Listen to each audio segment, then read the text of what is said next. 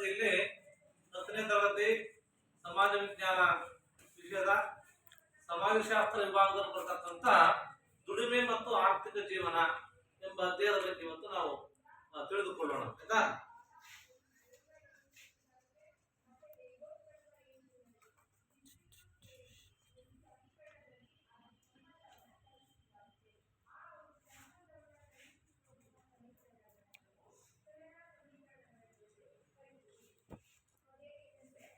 ನಿಮಗೆಲ್ಲ ಗೊತ್ತಿರ್ಬೇಕು ಏನ್ ದುಡಿಮೆ ಅಂದ್ರೆ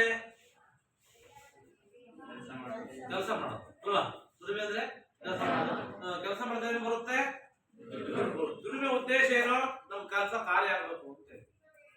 ದುಡಿಮೆ ಉದ್ದೇಶ ಕಾರ್ಯ ಮತ್ತು ವ್ಯಕ್ತಿಯೊಬ್ಬರ ಶಕ್ತಿ ವ್ಯಯದಿಂದ ಪರಿಶ್ರಮದಿಂದ ಶ್ರಮಪಟ್ಟು ಅವನ ಶಕ್ತಿಯನ್ನ ಮಾಡಿಸಿ ಏನ್ ಮಾಡ್ತಾರೆ ಅಥವಾ ವಸ್ತು ರೂಪದ ಪ್ರತಿಫಲ ಸಿಗುವುದಿದ್ರೆ ಅದನ್ನು ದುಡಿಮೆ ಅಂತ ಕರಿತೀವಿ. ಒಬ್ಬ ವ್ಯಕ್ತಿ ತನ್ನ ಶಕ್ತಿಯನ್ನ ತನ್ನ ಶ್ರಮವನ್ನ ಬಳಸಿ ವಸ್ತು ರೂಪದಲ್ಲಿ ಏನ್ ಮಾಡ್ಬೇಕು ಪ್ರತಿಫಲ ಸಿಕ್ಕಿದ್ರೆ ಅದನ್ನ ದುಡಿಮೆ ಅಂತ ಕರಿತೀವಿ. ಅದಾಯ್ತಾ? ಆಗ ದುಡಿಮೆ ನಮ್ಮ ಜೀವನದ ಒಂದು ಮುಖ್ಯ ಅಂಗ ಅಂತ. ಯಾಕಪ್ಪ ಅಂತಂದ್ರೆ ಜೀವನ ನಿಭಾಯಿಸಲಿಕ್ಕೆ ದುಡಿಮೆ ಬೇಕೇ ಬೇಕು. ಇದನ್ನು ಮಾಡ್ಲಿಕ್ಕೆ ದುಡಿಮೆ ಬೇಕು. ಇದರಿಂದ ಜೀವನದ ಅವಶ್ಯಕತೆಗಳನ್ನ ನಾವು ಪೂರೈಸಿಕೊಳ್ಬಹುದು ದುಡಿಯೋದ್ರಿಂದವ. ಹಾಗಾಗಿ ಈ ಆರ್ಥಿಕ ಜೀವನಕ್ಕೆ ಸಂಬಂಧಪಟ್ಟಂತೆ ದುಡಿಮೆಯ ರೂಪ ಸ್ವರೂಪಗಳು ಸಮಾಜದಿಂದ ಸಮಾಜಕ್ಕೆ ಬೇರೆ ಆಗಿರುತ್ತೆ.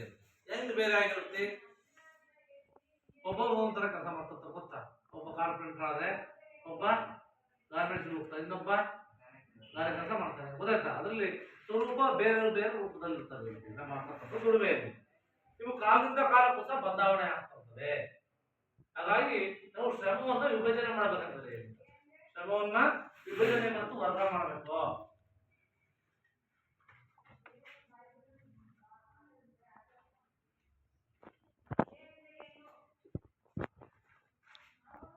ಯಾವ ರೀತಿ ಶ್ರಮವನ್ನು ವಿಭಜನೆ ಮಾಡ್ತೀವಿ? ಯಾಕಂದ್ರೆ ಶ್ರಮ ವಿಭಜನೆ ಅಂದ್ರೆ ಏನು ಅಂತಂದ್ರೆ ಒಂದು ಕೆಲಸವನ್ನ ಜನರು ತಮ್ಮ ಆಸಕ್ತಿ, ಅಭಿರುಚಿ, ಸಾಮರ್ಥ್ಯ, ಜನರು ತಮ್ಮ ಅಭಿರುಚಿ, ಆಸಕ್ತಿ, ಸಾಮರ್ಥ್ಯ ಮತ್ತು ವಯಸ್ಸು ಮತ್ತು ವಿಶೇಷ ಪರಿಣಿತಿ, ಕೌಶಲ್ಯ ಮತ್ತು ಲಿಂಗದ ಆಧಾರದ ಮೇಲೆ ಹಂಚಿಕೊಂಡ್ರೆ ಅದನ್ನು ಶ್ರಮ ವಿಭಜನೆ ಅಂತ ಕರಿತೀವಿ. ಆಯ್ತಾ? ಶ್ರಮ ವಿಭಜನೆ ನೋಡೋದೇನಂದ್ರೆ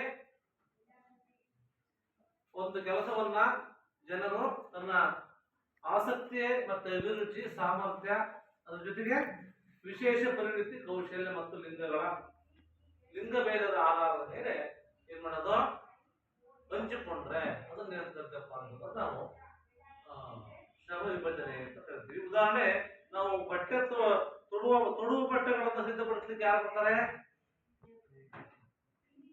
ನೇಕಾರ, ಕೃಷಿಕರು ತಯಾರು ಮಾಡ್ತಾರಲ್ವಾ ದಿನ.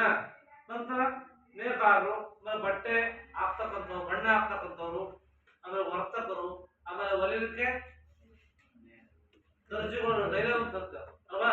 ಹೀಗೆ ಇದನ್ನೇ ನಾವೇನ್ ಮಾಡ್ತೇವಪ್ಪ ಅಂದ್ರೆ ಬೇರೆ ಬೇರೆ ವರ್ಗಗಳನ್ನಾಗಿ ಮಾಡ್ತಾರೆ ಶ್ರಮ ವಿಭಜನೆ. ಅದಾಯ್ತಾ? ಮತ್ತೆ ಶ್ರಮ ವಿಭಜನೆಗೆ ವಿಶೇಷ ಪರಿಣಿತಿ ಬೇಕು ಅಂತ ಏನ್ ಬೇಕಾ? ವಿಶೇಷ ಪರಿಣಿತಿ, ಜ್ಞಾನ. ವಿಶೇಷ ಪರಿಣಿತಿ ಅಂದ್ರೆ ಏನೋ ಯಾವ್ದಾದ್ರು ಒಂದು ನಿರ್ದಿಷ್ಟ ಕ್ಷೇತ್ರದಲ್ಲಿ ಸಾಕಷ್ಟು ಆಳವಾಗಿರ್ತಕ್ಕಂಥ ತರಬೇತಿ ಇರ್ಬೇಕಪ್ಪ. ಒಬ್ಬ ವಿಜ್ಞಾನಿ ಇರ್ಬೇಕು, ಅವನಿಗೆ ಸಂಶೋಧನೆ ಮಾಡ್ತಕ್ಕಂಥ ಏನೋ ಇರಬೇಕು, ಜ್ಞಾನ ಇರಬೇಕು, ಸಾಮರ್ಥ್ಯ ಇರಬೇಕು, ವಿಶೇಷ ಪರಿಣಿತಿ ಇರಬೇಕು. ಆ ವಿವಿಧ ಕ್ಷೇತ್ರಗಳಲ್ಲಿ ಪರಿಶ್ರಮಿಸಿ ಆರ್ಥಿಕ ಲಾಭವನ್ನು ಪಡೆಯಲಿಕ್ಕೆ ಸಹಾಯ ಆಗಬೇಕು. ಆರ್ಥಿಕ ಲಾಭವನ್ನು ಪಡೆಯತಕ್ಕಂಥದ್ದು ಮತ್ತು ಆರ್ಥಿಕ ಹಿತಾಸಕ್ತಿ ಮತ್ತು ಶ್ರಮ ವಿಭಜನೆಯಿಂದ ವರ್ಗ ವ್ಯವಸ್ಥೆ ಏನಾಗುತ್ತಪ್ಪ ಅಂದ್ರೆ ಸೃಷ್ಟಿಗೊಳ್ಳುವುದರಿಂದ ಆಧುನಿಕ ಕಾಲದಲ್ಲಿ ಈ ಒಂದು ಕೈಗಾರಿಕೀಕರಣ ಅಂತ. ಏನ್ ಕೈಗಾರಿಕೀಕರಣ ಅಂದ್ರೆ? ಕೈಗಾರಿಕೀಕರಣ ಅಂದ್ರೆ ದೇಶದಲ್ಲಿ ಹೆಚ್ಚು ಹೆಚ್ಚು ಕೈಗಾರಿಕೆಗಳು ಸ್ಥಾಪನೆ ಆಗ್ತಕ್ಕಂಥದ್ದು.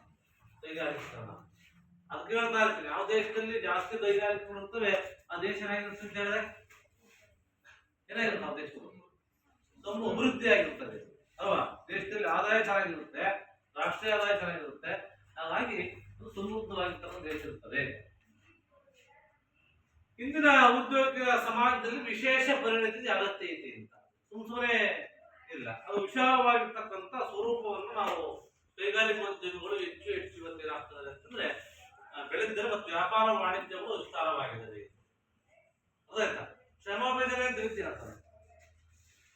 ಶ್ರಮ ವಿಭಜನೆ ಅಂದ್ರೆ ಏನು? ಒಂದು ಕೆಲಸವನ್ನ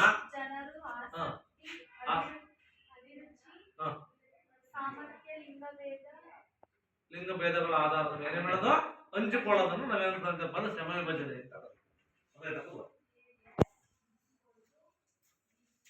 ಶ್ರಮ ವಿಭಜನೆಯಿಂದ ಯಾವ ರೀತಿ ನಾವು ಹಂಚಿದೀವಪ್ಪ? ಶ್ರಮ ವಿಭಜನೆಯಿಂದ ಯಾವ ರೀತಿ ಹಂಚಿದೀವಿ ವಿಜಯಪ್ಪ?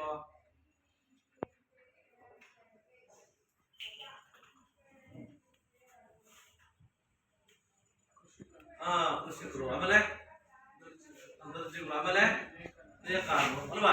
ಇದನ್ನ ಶ್ರಮವನ್ನು ವರ್ಗಗಳನ್ನಾಗಿ ಮಾಡಿಸುತ್ತಾರೆ. ಈಗ ನಂತರ ಕೂಲಿ ಸಹಿತ ಮತ್ತು ಕೂಲಿ ರಹಿತ ದುಡಿಮೆ ಅಂತ ಬರ್ತೀನಿ ವ್ಯತ್ಯಾಸ ಕೇಳ್ತಾರೆ. ಎಕ್ಸಾಮ್ ಏನ್ ಕೇಳ್ತಾರೆ? ಕೂಲಿ ಸಹಿತ ಮತ್ತು ಕೂಲಿ ರಹಿತ ದುಡಿಮೆ.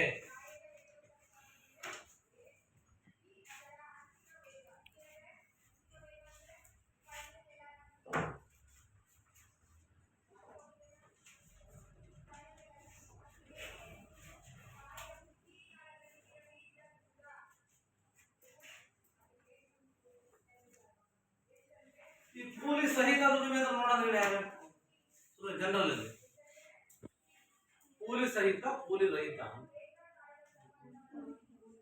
ಕೂಲಿಯನ್ನ ಕೂಲಿ ಮಾಡೋದನ್ನ ಕೂಲಿ ಸಹಿತ, ಕೂಲಿ ಇಲ್ದಂಗ ಮಾಡೋದನ್ನ ಕೂಲಿ ರಹಿತ ಅಂದ್ರೆ ಕೂಲಿ ಇಲ್ಲ ಬರ್ತೇವೆ.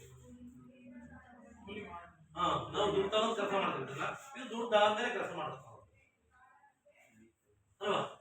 ಉದಾಹರಣೆ ಹೇಳ್ತಾರೆ ನೋಡೋಣ. ಜನರಲ್ ಕೂಲಿ ಅಥವಾ ಸಂಬಳ ಇನ್ಯಾವುದೇ ಭೌತಿಕ ರೂಪದ ಪ್ರತಿಫಲ ನೀಡತಕ್ಕಂತ ಒಂದು ದುಡಿಮೆ ಚಟುವಟಿಕೆಯನ್ನ ಕೂಲಿ ಸಹಿತ ದುಡಿಮೆ ಅಂತ ಅದಾಯ್ತಾ? ಇದ ಕೂಲಿ ಸಂಬಳ ಇನ್ಯಾವುದೇ ಭೌತಿಕ ರೂಪದಲ್ಲಿ ನಾವು ಪಡಿತಕ್ಕಂಥದ್ದು. ಒಂದು ಕೂಲಿ ಸಹಿತ ಆರ್ಥಿಕ ಪ್ರತಿಫಲಕ್ಕಾಗಿ ಹೊಲದಲ್ಲೇ ಮಾಡ್ತೀವಿ, ಬೇಸಾಯ ಮಾಡ್ತೀವಿ, ನೋಡ್ತೀವಿ. ಆಮೇಲೆ ವಾಹನಗಳನ್ನ ಕಾರ್ಖಾನೆಗಳಲ್ಲಿ ದುಡಿತಕ್ಕಂಥದ್ದು ಆಯ್ತಾ? ಕೂಲಿಗೋಸ್ಕರ ದುಡಿತೀವಿ ಕಾರ್ಖಾನೆಗಳಲ್ಲಿ, ಹೊಲದಲ್ಲಿ ದುಡಿತಕ್ಕಂಥದ್ದು. ಆಮೇಲೆ ಶಾಲೆಯಲ್ಲಿ ಉಪನ್ಯಾಸವನ್ನು ಮಾಡ್ತಕ್ಕಂಥದ್ದು, ಮತ್ತೆ ಕಟ್ಟಡವನ್ನು ಕಟ್ತಕ್ಕಂಥದ್ದು, ವಾಹನವನ್ನು ರಿಪೇರಿ ಮಾಡ್ತಕ್ಕಂಥದ್ದು. ಇವೆಲ್ಲ ಏನ್ ಮಾಡ್ತಪ್ಪ ಅಂದ್ರೆ ಕೂಲಿ ಸಹಿತ, ಕೂಲಿಗೋಸ್ಕರ ಮಾಡ್ತಕ್ಕಂಥ ವ್ಯತ್ಯಾಸ ಕೇಳ್ತಾರೆ. ಇವೆಲ್ಲ ದುಡಿಮೆ ಚಟುವಟಿಕೆಗಳು ತೊಡತಕ್ಕಂಥದ್ದು ಒಂದು ಸಮಾಜದಲ್ಲಿ ಬದುಕಿಗೆ ಅನಿವಾರ್ಯ ಅಂತ ಬೇಕು. ಬದುಕಿಗೆ ಅನಿವಾರ್ಯವಾಗಿ ಬೇಕು. ಈ ಒಂದು ಮಾನವನ ಕ್ರಿಯೆಗಳಲ್ಲಿ ಕೂಲಿ ಸಹಿತ ದುಡಿಮೆಯನ್ನ, ಮಾನವನ ಎಲ್ಲಾ ಕ್ರಿಯೆಗಳು ಸಹ ಕೂಲಿ ಸಹಿತ ಆಗಲ್ಲ.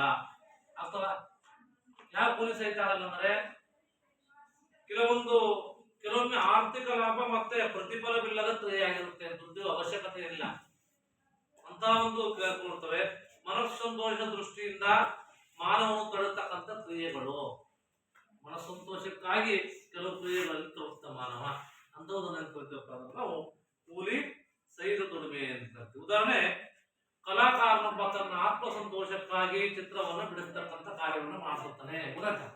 ಆತ್ಮಸಂತೋಷ ಚಿತ್ರ ಬಿಡಿಸ್ತಾ ಅಂತ ಒಬ್ಬರೇ ನೋಡಿದ್ರೆ ಒಬ್ಬ ಕಲಾಕಾರ, ಅದನ್ನ ಹೇಳ್ತೀವಿ, ಅದು ಕೂಲಿ ತರ ಸರಾವರಿ. ಆಮೇಲೆ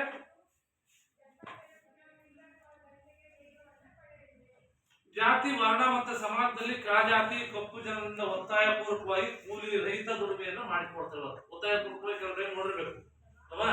ಹಾಗಾಗಿ ಕೂಲಿ ಸಹಿತ ಅಂದ್ರೆ ಕೂಲಿ ತಗೊಳ್ಳೋದು ಜನರಲ್ ಬರೆದ್ರೆ ಅದು ಮಾಡ್ಕೊಡೋದು ಚೆನ್ನಾಗಿ ಕಾರ್ಖಾನೆಗಳು. ಆಮೇಲೆ ಹೊಲದಲ್ಲಿ ಉಳುಮೆ ಮಾಡೋದು, ಮತ್ತೆ ಶಾಲೆಯಲ್ಲಿ ಉಪನ್ಯಾಸ ಮಾಡೋದು ಇವೆಲ್ಲ ಕೂಲಿ ರಹಿತ ಅಂದ್ರೆ ಒಬ್ಬ ಕೂಲಿ ತರಂದೇ ಮಾಡ್ತಕ್ಕಂಥ ವ್ಯತ್ಯಾಸಗಳನ್ನು ಬರೀಬಹುದು. ಇಲ್ಲ, ದುಡಿಮೆಯಲ್ಲಿ ಒಂದು ಭೇದ ಭಾವ ಇದೆ ಅಂತ ಹೇಳಿ. ಏನಿದೆ ದುಡಿಮೆಯಲ್ಲಿ? ಏನಿದೆ?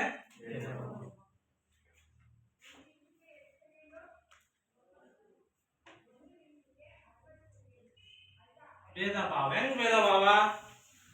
ದುಡಿಮೆ ಮತ್ತು ಕೂಲಿ ಹಂಚಿಕೆಯಲ್ಲಿ ಕಾಣತಕ್ಕಂಥ ಒಂದು ಅಸಮಾನತೆ ಅಂತ. ಹೆಂಗ ಅಸಮಾನತೆ ಹೇಳ್ತೀರಾ? ಹೆಂಗ್ ಹೇಳ್ತೀರ ಅಸಮಾನತೆಯನ್ನ? ಇದನ್ನ ದುಡಿಮೆಯಲ್ಲಿ ಭೇದ ಭಾವ ಅಂತ ಕರೀತೀವಿ. ಸ್ತ್ರೀ ಪುರುಷರಿರುವರು ಇಬ್ರು ಏನ್ ಮಾಡ್ತಾರ? ದುಡಿಮೆಯಲ್ಲಿ ಕರೀತಾರೆ ಗೊತ್ತಾ? ಆದ್ರೂ ಸಹ ಏನಾಗ್ತದೆ, ಉದ್ಯೋಗಗಳು ಒಂದೇ ಸಮನಾಗಿಲ್ಲ. ಪುರುಷರಿಗೆ ಉತ್ತಮ ಸ್ವರೂಪದ ಉದ್ಯೋಗಗಳನ್ನು ಕೊಟ್ರೆ ಸ್ತ್ರೀಯರಿಗೆ ಕೆಲವು ಉದ್ಯೋಗಗಳನ್ನು ಕೊಡ್ತಕ್ಕಂಥದ್ದಿಲ್ಲ. ಉದಾಹರಣೆ ನೀವೇ ತಗೊಂಡ್ರಿ, ಈ ಪುರುಷರಿಗೆ ಎಷ್ಟು ಇತ್ತು ಇವಾಗ ಕೂಲಿ? 700 ರೂಪಾಯಿ, ಸ್ತ್ರೀಯರಿಗೆ 500 ರೂಪಾಯಿ. ವ್ಯತ್ಯಾಸ ಅಲ್ವಾ? ಇದೇ ದುಡಿಮೆಯಲ್ಲಿರ್ತಕ್ಕಂಥ ಭೇದ ಭಾವ. ಇವತ್ತು ಭೇದ ಭಾವ ಆಗ್ತಾ ಇದೆ.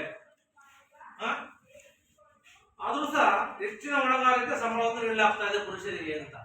ಹೊಣೆಗಾರಿಕೆನೂ ಜಾಸ್ತಿ, ಸಂಬಳನೂ ಜಾಸ್ತಿ. ಆದ್ರೆ ಸ್ತ್ರೀಯರು ಕಡಿಮೆ ಮಟ್ಟದ ಉದ್ಯೋಗ, ಹೊಣೆಗಾರಿಕೆ, ಸಂಬಳವನ್ನು ನೀಡ್ತಾರೆ. ಸರ್ಕಾರಿ ವಲಯದಲ್ಲಿ, ಗೌರ್ಮೆಂಟ್ ಅಲ್ಲಿ ಹಂಗಿಲ್ಲ, ಭೇದ ಭಾವ ಇಲ್ಲ, ಎಲ್ಲ ಒಂದೇ. ಪ್ರೈವೇಟ್ ಆಗಿ ಅಲ್ವಾ? ಆ ರೀತಿಯಾಗಿರ್ತಕ್ಕಂಥ ಭೇದ ಭಾವ ಇದೆ. ಈ ಸ್ತ್ರೀ ಪುರುಷರ ದುಡಿಮೆಗೆ ಇನ್ನೊಂದು ಬಗೆಯ ತಾರತಮ್ಯ. ಉದ್ಯೋಗಾವಕಾಶಗಳು ಹೆಚ್ಚುತ್ತಾ ಇದ್ದಾವೆ ಇತ್ತೀಚಿನ ದಿನಗಳಲ್ಲಿ. ಬಹುದೊಡ್ಡ ಸಂಖ್ಯೆಯಲ್ಲಿ ಅವರಿಗೆ ಸಂಬಳ ಮಾತ್ರ ತಾರತಮ್ಯ ಅಂತ ಹೇಳಿ ಮಕ್ಕಳಿಗೆ ಅಲ್ವಾ? 15,000 ಗಾರ್ಮೆಂಟ್ಸ್ ಅದೇ ಪುರುಷರಿಗೆ ಹೆಣ್ಮಕ್ಳು ಎಷ್ಟು ಕೊಡ್ತಾರೆ? 10,000. ಆಗಿರ್ತಕ್ಕಂಥ ಭೇದ ಭಾವ ಇರುತ್ತದೆ. ಆ ಒಂದು ಸಂದರ್ಭದಲ್ಲಿ ಸರಿಸಮಾನವಾಗಿ ದುಡಿತಕ್ಕಂಥವರಿಗೆ ಕಡಿಮೆ ವೇತನ ಮತ್ತೆ ಶೋಷಣೆ ಆಗ್ತಕ್ಕಂಥ ಕೆಲವು ಟೈಮಲ್ಲಿ. ಅದಕ್ಕೋಸ್ಕರವಾಗಿ 1976ರಲ್ಲಿ ಸಮಾನ ವೇತನ ಕಾಯ್ದೆ ಅಂತ, 1976ರಲ್ಲಿ ಸಮಾನ ವೇತನ ಕಾಯ್ದೆ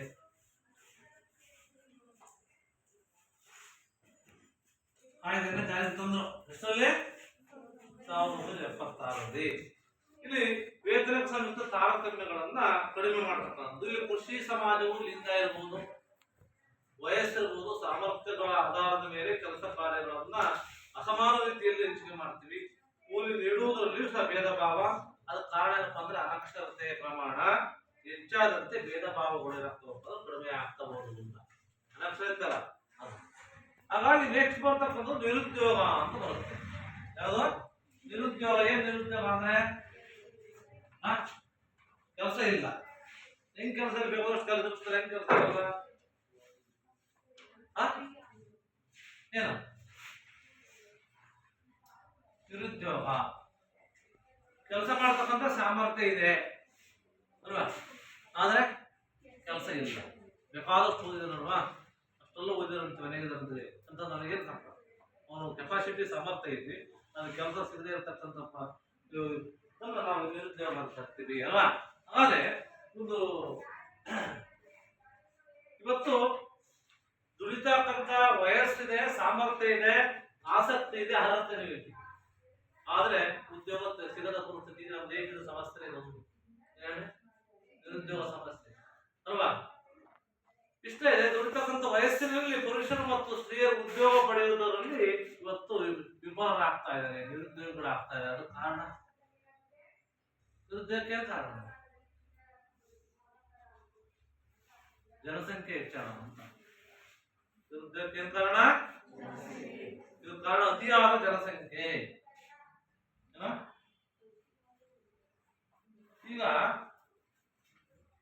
ಹೇಳಿದ್ರೆ ಎಷ್ಟು ಒಂದು ಏನಾದ್ರು ಸರ್ಕಾರಿ ಉದ್ಯೋಗ ಕೆಲಸ ಕಾಲು ಮಾಡಿದ್ರೆ ಒಂದು 10 ಸೀಟ್ ಅಂತಂದ್ರೆ ಹೆಚ್ಚಿನಲ್ಲಿ 10,000 ಆಗಿದೆ ಅಲ್ವಾ? ಅಲ್ಲಿ ಕಾರಣ ಏನು? ನಮ್ಮ ದೇಶದಲ್ಲಿರ್ತಕ್ಕಂಥ ಜನಸಂಖ್ಯೆ ಹೆಚ್ಚಳ. ಅದೇ ಕಡಿಮೆ ಜನ ಇರ್ತಾರೆ ದೇಶದಲ್ಲಿ. ಕೆಲವು ದೇಶದಲ್ಲಿ 30, 40, 50 ಲಕ್ಷ, 50 ಕೋಟಿ ಅಷ್ಟೇ ಇರೋದು. ನಮ್ಮ ದೇಶದಲ್ಲಿ ಜಾಸ್ತಿ ಜನಸಂಖ್ಯೆ. ಹಂಗಾಗಿ ಅತಿಯಾದ ಜನಸಂಖ್ಯೆ ಮತ್ತು ಯಾಂತ್ರೀಕರಣ ಅಂತ. ಏನು ಯಾಂತ್ರೀಕರಣ ಅಂದ್ರೆ ಯಾಂತ್ರೀಕರಣ ಏನು? ಇದೆಲ್ಲ ಬೇಸಾಯ ಮಾಡ್ಲಿಕ್ಕೆ ಟ್ರ್ಯಾಕ್ಟರ್ಗಳು, ಟ್ರಿಲ್ಲರ್ಗಳು ಇವೆಲ್ಲ ಬಂದಿದೆ. ಮೊದಲಲ್ಲಿ ಏನಿದ್ವು? ಎತ್ತಿದ್ದು, ದನ ಇದ್ದು, ಅವೆಲ್ಲ ಇದ್ದು ಕೆಲಸದಲ್ಲಿ ಹೋಗ್ತಾ ಇದ್ರಿ, ಕೂಲಿಗಲ್ಲ ಅಲ್ವಾ? ಕೆಲಸ ಇರ್ತದೆ. ಈಗ ಎಲ್ಲ ರಜೆ ಮಾಡ್ಬಿಡ್ತವೆ. ಚಿಂತನೆನೂ ಒಬ್ಬರೇ ಮಾಡ್ತಾರೆ, ಟ್ರ್ಯಾಕ್ಟರ್ಸ್ ಮಾಡ್ತವೆ. ಯಾಂತ್ರೀಕರಣ ನಿರುದ್ಯೋಗದ ಸಮಸ್ಯೆಗೆ ಏನು ಕಾರಣ? 2-3 ವರ್ಷ ಹೇಳ್ತಾರೆ. ಅತಿಯಾದ ಜನಸಂಖ್ಯೆ ಮತ್ತು ಯಾಂತ್ರೀಕರಣ, ಆಮೇಲೆ ಅತಿಯಾದ ಶ್ರಮವನ್ನು ವಿಭಜನೆ ಮಾಡ್ತಕ್ಕಂಥದ್ದು. ಅತಿಯಾದ ಶ್ರಮ ವಿಭಜನೆ ಗೊತ್ತಿದೆ ನಿಮ್ಗೆ ಹೆಂಗೆ ಅಂತ ಫಸ್ಟ್ ಹೇಳ್ಬಿಡ್ತೀವಿ. ಆಮೇಲೆ ಬಂಡವಾಳದ ಕೊರತೆ. ಏನು ಬಂಡವಾಳದ ಕೊರತೆ?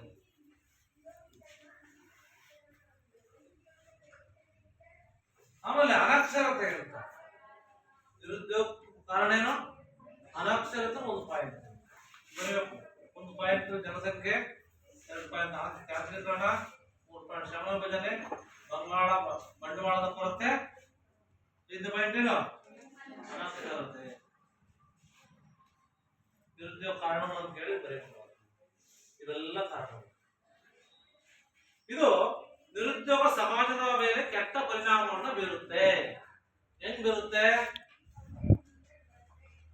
ಬಡತನ, ಬಡವರ ಕೆಲಸ ಇದ್ದು ಬಡವರು ಆಗ್ಲೇಬೇಕು. ಏನಾಗಬೇಕು? ಬಡತನ. ಆಮೇಲೆ ಅನಾರೋಗ್ಯ. ಅಲ್ಲ, ಕೆಲಸ ಮಾಡದ ಹೋದ್ರೆ, ಕೆಲಸ ಸಿಗದೆ ಹೋದ್ರೆ ಊಟ ಸಿಗಲ್ಲ, ಊಟ ಸಿಗದೆ ಹೋದ್ರೆ ಪೌಷ್ಟಿಕಯುಕ್ತ ಆಹಾರ ಸಿಗಲ್ಲ. ಆಮೇಲೆ ಅನಾರೋಗ್ಯ ಆಗ್ತದೆ. ಮತ್ತೆ ಭ್ರಷ್ಟಾಚಾರಗಳು ಜಾಸ್ತಿ ಆಗುತ್ತೆ. ಮತ್ತೆ ಕುಟುಂಬದಲ್ಲಿ ಕಲಹಗಳಾಗ್ತವೆ, ಮೋಸ ಆಗುತ್ತೆ, ವಂಚನೆ ಆಗುತ್ತೆ, ಕಳ್ಳತನ, ವ್ಯಭಿಚಾರ, ಇವೆಲ್ಲ ಏನಪ್ಪಾ ಅಂತಂದ್ರೆ ಈ ಪರಿಣಾಮಗಳು. ಏನೋ ಕೆಟ್ಟ ಪರಿಣಾಮ, ನಿರುದ್ಯೋಗ ಸಮಸ್ಯೆಯಿಂದ ಆಗ್ತಕ್ಕಂಥ ಪರಿಣಾಮಗಳು ಏನಪ್ಪಾ ಅಂತಂದ್ರೆ ವಂಚನೆ, ಮೋಸ, ಭ್ರಷ್ಟಾಚಾರ, ವ್ಯಭಿಚಾರ, ಮತ್ತೆ ಅನಾರೋಗ್ಯ, ಕಳ್ಳತನ, ಇವೆಲ್ಲ ಪರಿಣಾಮ ಉಂಟಾಗುತ್ತೆ. ಇದೊಂದು ಅತ್ಯಂತ ಗಂಭೀರ ಸಮಸ್ಯೆ ಅಂತ. ಯಾವುದು? ನಿರುದ್ಯೋಗ. ಹಾಗಾದ್ರೆ ಅದಕ್ಕೆ ಪರಿಹಾರ ಬೇಕಲ್ಲ. ನಿರುದ್ಯೋಗ ಸಮಸ್ಯೆಗೆ ಏನು ಪರಿಹಾರ ಅಂದರೆ ಇಷ್ಟೆಲ್ಲ ಸಮಸ್ಯೆಗಳು, ಕಾರಣಗಳು ಅಂದರೆ ಆಮೇಲೆ ಈ ಕಾರಣಗಳಿಗೆ ಪರಿಹಾರ ಬೇಕಲ್ಲ. ಅಂದರೆ ಏನು ಪರಿಹಾರಗಳು? ನಿರುದ್ಯೋಗ ಸಮಸ್ಯೆಗೆ ಪರಿಹಾರಗಳು. ನಿರುದ್ಯೋಗ ಸಮಸ್ಯೆ ನಿವಾರಿಸಲಿಕ್ಕೆ ಸರ್ಕಾರ ಕೆಲವು ಕ್ರಮಗಳನ್ನು ಕೈಗೊಂಡಿದೆ ಅಂತ. ನೀವು ಕೈಗೊಂಡಿದೆ ಕೆಲವು ಕ್ರಮಗಳನ್ನ, ಅಂದ್ರೆ ಜನಸಂಖ್ಯೆ ನಿಯಂತ್ರಣ ಕ್ರಮಗಳು ಅಂತ ಬಂದಿದೆ. ಜನಸಂಖ್ಯೆ ಹೆಚ್ಚಳ ಆಗ್ತಾ ಇದೆ, ಜನಸಂಖ್ಯೆಯನ್ನು ನಿಯಂತ್ರಣ ಮಾಡಲಿಕ್ಕೆ ಕೆಲವು ಕ್ರಮಗಳನ್ನು ಸರ್ಕಾರ ಕೈಗೊಂಡಿದೆ. ನಿಮಗೆಲ್ಲ ಗೊತ್ತಿದೆ ಅಲ್ವಾ? ಹೆಂಗ್ ಜನಸಂಖ್ಯೆ ನಿಯಂತ್ರಣ ಮಾಡಲಿಕ್ಕೆ ಸರ್ಕಾರ ಮಾಡ್ತಾ ಇದೆ. ಮತ್ತೆ ಕೈಗಾರಿಕೆಗಳಿಗೆ ಪ್ರೋತ್ಸಾಹ.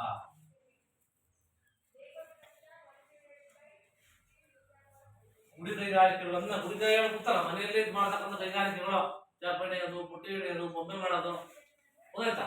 ಅದೆಲ್ಲ ಏನೋ ಗುಡಿ ಕೈಗಾರಿಕೆಗಳು ಅಂತ ಗೊತ್ತಾ? ಸಮಾನ ವೇತನ ಕಾಯ್ದೆ ಯಾವ ಬಂತು? ಮತ್ತೆ 1976ರಲ್ಲಿ ಸಮಾನ ವೇತನ ಕಾಯ್ದೆ ಜಾರಿಗೆ ಬಂತು. ಗೊತ್ತಾಯ್ತಾ? ಕೂಲಿ ಸಹಿತ ದುಡ್ಡು ತಗೊಂಡು ಕೆಲಸ ಮಾಡೋದು ಅಲ್ವಾ? ಕೂಲಿಗಾಗಿ ಒಂದು ಪ್ರತಿಫಲ ಪರೀಕ್ಷೆಯಿಂದ ಮಾಡತಕ್ಕಂಥದ್ದನ್ನ ಕೂಲಿ ಸಹಿತ ದುಡ್ಡು ಅಂತ ಕರಿತೀವಿ. ಇಲ್ಲಿ ಗುಡಿ ಕೈಗಾರಿಕೆ ಪ್ರೋತ್ಸಾಹ ಮತ್ತೆ ಕೃಷಿ ಕ್ಷೇತ್ರವನ್ನು ಅಭಿವೃದ್ಧಿ ಮಾಡ್ತಕ್ಕಂಥದ್ದು ಅಂತ. ಕೃಷಿ ಕ್ಷೇತ್ರವನ್ನು ಅಭಿವೃದ್ಧಿ ಮಾಡ್ತಕ್ಕಂಥದ್ದು, ಗುಡಿ ಕೈಗಾರಿಕೆ ಅಭಿವೃದ್ಧಿ ಮಾಡ್ತಕ್ಕಂಥದ್ದು, ಆಮೇಲೆ ಕೈಗಾರಿಕಾ ಕ್ಷೇತ್ರದ ಅಭಿವೃದ್ಧಿ ಅಂತ. ಏನೋ ಕೈಗಾರಿಕೆಗಳನ್ನ ಏನ್ ಮಾಡೋದು? ಅಭಿವೃದ್ಧಿ ಮಾಡ್ತಕ್ಕಂಥದ್ದು. ಆಮೇಲೆ ಈ ಶೈಕ್ಷಣಿಕವಾಗಿ ಸುಧಾರಣೆಯನ್ನು ತರ್ತಕ್ಕಂಥ ಸುಧಾರಣೆ, ಮತ್ತೆ ಪಂಚವಾರ್ಷಿಕ ಯೋಜನೆಗಳನ್ನು ಜಾರಿ ತರ್ತಕ್ಕಂಥದ್ದು, ಮತ್ತೆ ವೃತ್ತಿಪರ ಶಿಕ್ಷಣಕ್ಕೆ ಜಾಸ್ತಿ ಒತ್ತನ್ನು ಕೊಡ್ತಕ್ಕಂಥದ್ದು. ಇದೆಲ್ಲ ನೋಡಿ, PUC SSLC ಮುಗಿದ್ಮೇಲೆ ಎಲ್ಲ ವೃತ್ತಿಪರ ಶಿಕ್ಷಣ ಮುಗಿದ ಕೂಡಲೇ ಕೆಲಸಕ್ಕೆ ತರಬೇಕು. ನೀವು ಇಷ್ಟ ಹೋದ್ರೆ ಕೆಲಸಕ್ಕೆ ಹೋಗ್ತಾರೆ ಈಗ. ಹಂಗಾಗಿ ನಾವು ಇದೇ ಹೋಗ್ತಾರಲ್ಲ, ಈ ರೀತಿಯ ಮುಂದೆ ದೇಶ ಹೋಗ್ತಾ ಇದೆ. ಯಾಕಂದ್ರೆ ಬೇರೆ ಕಷ್ಟ. ಹಂಗಾಗಿ ವೃತ್ತಿಪರ ಶಿಕ್ಷಣಕ್ಕೆ ಜಾಸ್ತಿ ಪ್ರೋತ್ಸಾಹವನ್ನು ಕೊಡ್ತಕ್ಕಂಥ ಕೆಲಸವನ್ನು ಸರ್ಕಾರ ಮಾಡ್ತಾ ಇದೆ ಅಂತ.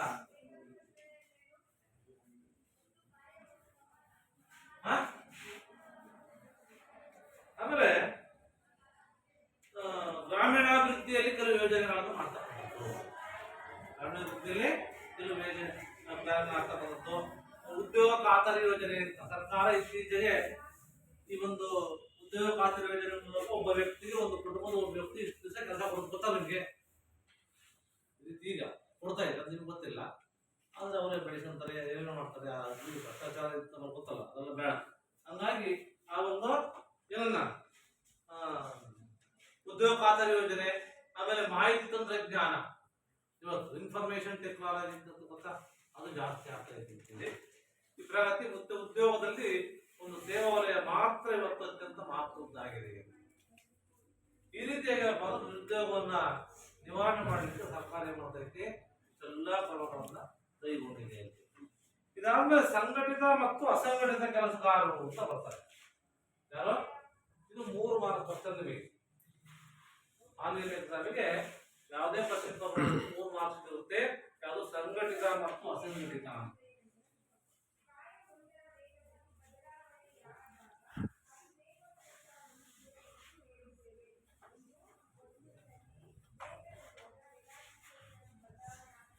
ಸಂಘಟಿತ ಮತ್ತು ಅಸಂಘಟಿತ. ಈ ಸಂಘಟಿತ ಅಂತಂದ್ರೆ ಸರ್ಕಾರ ಅಂತ ಕೊಡ್ತಾರೆ ಹೇಳಿ. ಏನ್ ಸಂಘಟಿತ ಅಂದ್ರೆ ಸರ್ಕಾರ, ಅಸಂಘಟಿತ ಅಂದ್ರೆ ಖಾಸಗಿ ಹೇಳಿ, ಖಾಸಗಿ ಉದ್ಯೋಗಗಳು. ಈ ಸಂಘಟಿತ ಅಂದ್ರೆ ಕಾನೂನು ಕಾಯ್ದೆ ಬದ್ಧವಾಗಿರ್ತಕ್ಕಂಥ ನಿಗದಿತ ಕ್ಷೇತ್ರ.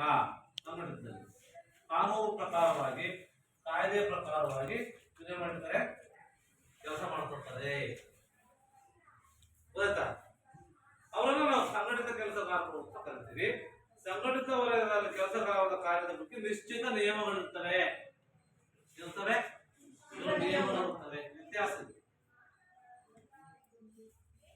ಸಂಘಟಿತ ಕ್ಷೇತ್ರದಲ್ಲಿ ಅಧಿಕಾರಿ ಶ್ರೇಣಿ ವ್ಯವಸ್ಥೆ ಇರುತ್ತೆ. ಇರುತ್ತೆ ಅಧಿಕಾರ ಶ್ರೇಣಿ ವ್ಯವಸ್ಥೆ ಇರುತ್ತೆ ಇಲ್ಲಿ ಸಂಘಟಿತದಲ್ಲಿ. ಆಮೇಲೆ ಈ ವಿಶೇಷ ಪರಿಣಿತಿ ಇರುತ್ತೆ. ಯಾರಿಗೆ? ವಿಶೇಷ ಪರಿಣಿತಿ ಇರುತ್ತೆ. ಆಮೇಲೆ ತರಬೇತಿ ಮತ್ತೆ ಪ್ರತಿಭೆ ಮತ್ತು ಶೈಕ್ಷಣಿಕ ಅರ್ಹತೆ. ಏನು? ಪ್ರತಿಭೆ, ಶೈಕ್ಷಣಿಕ ಅರ್ಹತೆ, ಆಮೇಲೆ ತರಬೇತಿ ಎಲ್ಲ ಇರ್ತವೆ. ಯಾರಿಗೆ? ಸಂಘಟಿತ ಕೆಲಸಗಾರರಿಗೆ. ಏನಿರುತ್ತೆ? ನಿಮಗೆ ಕಾನೂನು ಕಾಯ್ದೆಗಳಿರ್ತವೆ, ನಿಯಮಗಳಿರ್ತವೆ, ಅಧಿಕಾರ ಶ್ರೇಣಿ ವ್ಯವಸ್ಥೆ ಇರುತ್ತೆ. ಆಮೇಲೆ ವಿಶೇಷ ಪರಿಣಿತಿ, ಪ್ರತಿಭೆ, ಅನುಭವ, ಅವಕಾಶ ಮತ್ತು ನಿಗದಿತ ವೇತನ ಇರುತ್ತೆ. ಇಲ್ಲಿಗೆ ನಿಗದಿತ ವೇತನ ಇರುತ್ತೆ ಇಲ್ಲಿಗೆ. ಮತ್ತೆ ನಿವೃತ್ತಿ ವೇತನ ಇರುತ್ತೆ, ವಿರಾಮ ವೇತನ ಇರುತ್ತೆ, ಮತ್ತು ವೈದ್ಯಕೀಯ ಸೌಲಭ್ಯಗಳು ಸಿಗ್ತವೆ. ಮೆಡಿಕಲ್ ಸ್ಪೆಷಾಲಿಟಿ ಗೊತ್ತಲ್ಲ ಯಾರಿಗೆ? ಸಂಘಟಿತ ಸರ್ಕಾರಿ ಲೆಕ್ಕಾಚಾರ. ವೈದ್ಯಕೀಯ ಸೌಲಭ್ಯಗಳು ಮತ್ತೆ ನಿವೃತ್ತಿ ವೇತನ, ಆಮೇಲೆ ವಿರಾಮ ವೇತನ, ನಿಗದಿತ ವೇತನ ಇರುತ್ತೆ. ಯಾರಿಗೆ? ಸಂಘಟಿತ ಕೆಲಸಗಾರರಿಗೆ. ಇವರು ದಿನವೊಂದಕ್ಕೆ ಎಷ್ಟು ಗಂಟೆ ಕೆಲಸ ಮಾಡ್ತಾರೆ? ಯಾರು? ಗಂಟೆ ಕೆಲಸ ಮಾಡ್ತಾರೆ. ಇವರು ಸಂಘಟಿತ ಕೆಲಸಗಾರರು. ವ್ಯತ್ಯಾಸ ಒಂದು 3 ಪಾಯಿಂಟ್ ಬರ್ತದೆ ಸಾಕು. 6 ಮಾರ್ಕ್ಸ್ ಇರ್ತಾರೆ. ಸಂಘಟಿತ 3 ಪಾಯಿಂಟ್, ಅಸಂಘಟಿತ 3 ಪಾಯಿಂಟ್. ಅಸಂಘಟಿತ ಅಂದ್ರೆ ಏನು? ಖಾಸಗಿ ಕಂಪನಿಗಳು, ಖಾಸಗಿ ಕಂಪನಿಗಳು, ಕೈಗಾರಿಕೆಗಳು, ಈ ಶಾಲಾ ಕಾಲೇಜುಗಳೆಲ್ಲ ಇದು ಸರ್ಕಾರದಲ್ಲಿ ಸಂಘಟಿತ ಇರ್ತಾರೆ. ಸರ್ಕಾರಿ ಮತ್ತೆ ಕಾಲೇಜುಗಳು ಇರ್ಬೋದು, ಶಾಲಾ ಕಾಲೇಜುಗಳು ಇರ್ಬೋದು, ಕೈಗಾರಿಕೆಗಳು ಇರ್ಬೋದು, ಬ್ಯಾಂಕ್ಗಳು ಇರ್ಬೋದು, ವಿಮಾ ಕಂಪನಿಗಳು, ಇನ್ಸೂರೆನ್ಸ್ ಕಂಪನಿಗಳು, ಆಮೇಲೆ ಮತ್ತೆ ಸೈನ್ಯ, ಇವರೆಲ್ಲ ಏನಪ್ಪಾ ಅಂತಂದ್ರೆ ಸಂಘಟಿತ ಕೆಲಸಗಾರರು ಕೊಡ್ತಾರೆ. ಸೈನ್ಯ ವ್ಯವಸ್ಥೆ, ಕಾರ್ಖಾನೆ, ಶಾಲೆ, ಆರೋಗ್ಯ ಅಲ್ವಾ, ಇವೆಲ್ಲ ಏನಪ್ಪಾ ಅಂದ್ರೆ ಸಂಘಟಿತ ಬರ್ತಾರೆ. ಇಲ್ಲಿ ಮತ್ತೆ ಅಸಂಘಟಿತ ಅಂದ್ರೆ ಏನಪ್ಪಾ ಅಂತಂದ್ರೆ ಯಾವುದೇ ವಿರುದ್ಧವಾಗಿ ಬರತಕ್ಕಂಥದ್ದು. ಹೆಂಗೆ ಹೇಳಿ ನೋಡಿ, ವಿರುದ್ಧ ಹೆಂಗ್ ಬರೀತೀರಿ?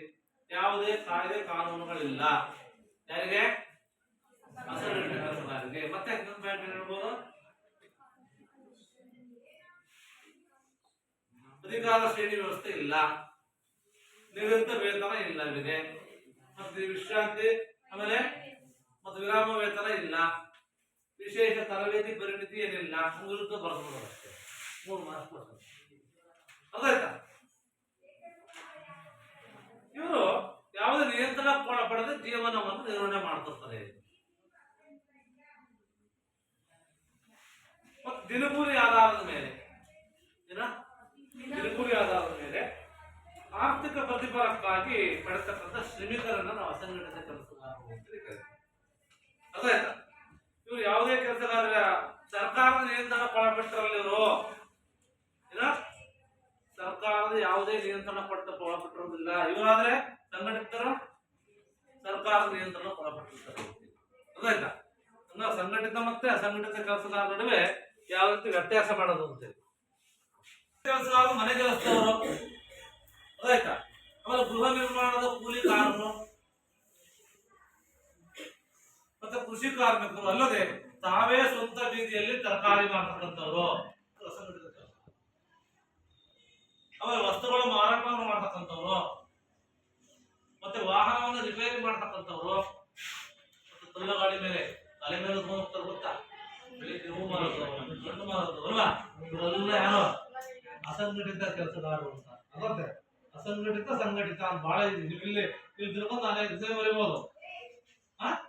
ಸಂಘಟಿತ ಕೆಲಸಗಾರರು ಗೌರ್ಮೆಂಟ್ ಪ್ರೈವೇಟ್ ಖಾಸಗಿ ಸ್ವಂತ ಬರೋದು 3 ಮಾರ್ಕ್ಸ್ ಆರಾಮ್ ಬರ್ತದೆ. 2 ಕ್ವಶನ್ ಚೆನ್ನಾಗಿ ನೀಟಾಗಿ ಬಂದ್ರೆ ನಮ್ಮ ಸಬ್ಜೆಕ್ಟ್ ಆಗುತ್ತೆ. ಒಬ್ಬರು ಜನ ಬರ್ತಾರೆ ಓದ್ಸಲ ಹೋಗ್ಬಿಟ್ಟು ಹೇಳಿದ್ದ ಓದ್ಬೇಕು ತಗೊಂಡು ಪಾಯಿಂಟ್ ಆ ಪಾಠ ಅದೇ ಕ್ವಶನ್ ಬೇಡ ಬೇಡ ಓದೋದು ಬೇಡ. ನೀವು ಇದೆಲ್ಲ ಓದೋದು ಬೇಡ. ಕನ್ನಡ ಯಾವುದು ಇತ್ತು ಏನು ಓದೋದಿಲ್ಲ. ಅದರ ಒಂದು 6 ಪಾಯಿಂಟ್ ಮತ್ತೆ ಇಲ್ಲಿ ಸಮಸ್ಯೆ ಹೇಳ್ತೀನಿ. ಆಮೇಲೆ ತಲೆ ಮೇಲೆ ದಾಸಾರಿ ಹೋಗ್ತಕ್ಕಂಥವ್ರು ಇತರ ವಸ್ತುಗಳನ್ನ ಒತ್ತು ಮಾರಾಟ ಮಾಡ್ತಕ್ಕಂಥ ಕ್ಷೇತ್ರಗಳಲ್ಲಿ ಅಸಂಘಟಿತ ಕೆಲಸಗಾರರ ಗುರುತಿರಲ್ಲವಾ? ಗೊತ್ತಾಯ್ತಾ?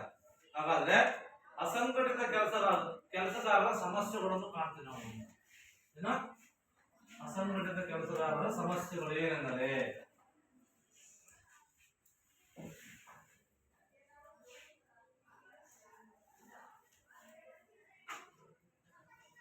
ಅಸಂಘಟಿತ ಕೆಲಸಗಾರರು ಮಾಡತಕ್ಕಂಥ ದುಡಿಮೆಗೆ ಯಾವುದೇ ನಿಗದಿತ ನಿಯಮ ಮತ್ತು ಕಾಯ್ದೆಗಳಿಲ್ಲ ಅಂತ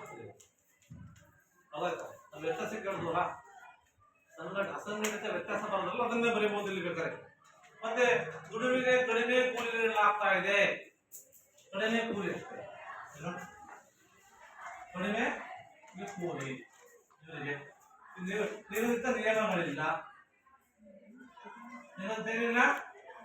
ನಿಯಮ ಇಲ್ಲಿದೆ.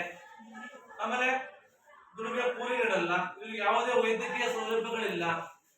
ಅಂದ್ರೆ ಸಂಘಟಿತ ಇದೆಯಲ್ಲ ಅದರ ವ್ಯತ್ಯಾಸ ಬರೋದಿಲ್ಲ. ಯಾವುದೇ ಉಚಿತ ವೈದ್ಯಕೀಯ ಸೌಲಭ್ಯಗಳಿಲ್ಲ.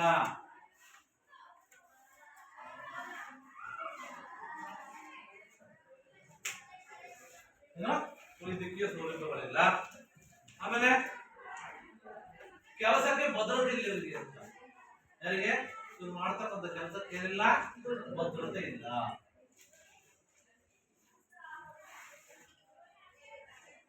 ಆಮೇಲೆ ಇದು ಯಾವುದೇ ರೀತಿ ನಿಗದಿತ ವೇತನ ಇಲ್ಲ, ವಿರಾಮ ವೇತನ ಇಲ್ಲ. ಆಮೇಲೆ ಇವರು ಮತ್ತೆ ಯಾವುದೇ ಭತ್ಯೆಗಳು ಸಹ ಇರಲ್ಲ ಅಂತ. ಯಾವುದೇ ವಿಶೇಷ ಸವಲತ್ತುಗಳಾಗಲಿ ಭತ್ಯೆಗಳಾಗಲಿ ಅಂತ. ಹಾಗಾಗಿ ಇವರೇನಪ್ಪ ಅಂತಂದ್ರೆ ಬಹಳ ಶೋಷಣೆ ಒಳಪಟ್ಟಿದ್ದಾರೆ ಅಂತ. ಒಳಪಟ್ಟಿದ್ದಾರೆ, ಶೋಷಣೆ ಒಳಪಟ್ಟಿದ್ದಾರೆ. ಈ ರೀತಿಯಾಗಿ ನಾವು ಈ ಸಂಘಟಿತ ಮತ್ತು ಅಸಂಘಟಿತ ಕೆಲಸಗಾರರಿಗಿರತಕ್ಕಂಥ ವ್ಯತ್ಯಾಸಗಳು ಮತ್ತು ಸಂಘಟಿತ ಕೆಲಸಗಾರರು ಯಾವ ಸಮಸ್ಯೆಗಳನ್ನು ಅನುಭವಿಸ್ತಾರೆ ಅನ್ನೋ ವಿಚಾರಗಳು ಬಂದ್ರೆ ಇಲ್ಲಿ ವಿಶೇಷ ಪರಿಣಿತಿ ಮತ್ತೆ ತರಬೇತಿ ಹೊಂದಿದ ಕಾರ್ಮಿಕರನ್ನ ಏನಂತ ಕರೀತಾರಪ್ಪ? ವಿಶೇಷ ಪರಿಣಿತಿ ತರಬೇತಿ ಹೊಂದಿದ ಕಾರ್ಮಿಕರನ್ನ ಏನಂತ ಕರೀತಾರೆ?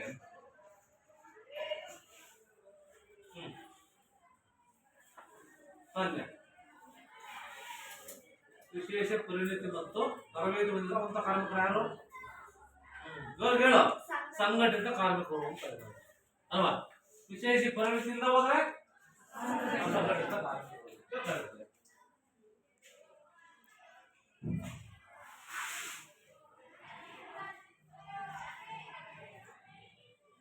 ನಿರುದ್ಯೋಗ ಅಂದ್ರೆ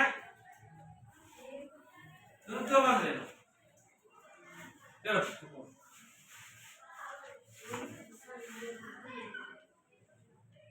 ಕೆಲಸ ಮಾಡತಕ್ಕಂತ ಸಾಮರ್ಥ್ಯ ಇದೆ, ಆದ್ರೆ ಕೆಲಸ ಇಲ್ಲದೆ ಹೋದ್ರೆ ಅದನ್ನೇನ್ ಕರಿತೀವಿ?